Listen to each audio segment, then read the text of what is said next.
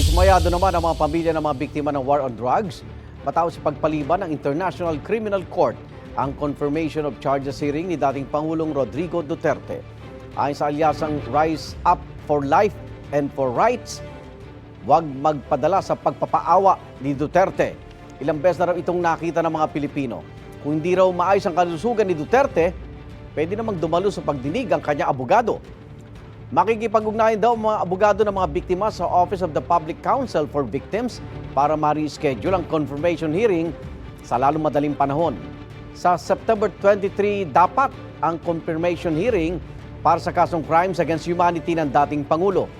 Pero ayon sa ICC Pre-Trial Chamber 1, humiling ang kampo ni Duterte ng indefinite adjournment dahil hindi raw fit ang dating Pangulo na humarap sa pagdinig.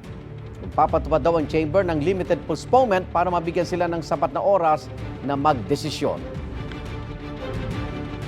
Igan, mauna ka sa mga balita, mag-subscribe na sa GMA Integrated News sa YouTube para sa iba't ibang ulat sa ating bansa.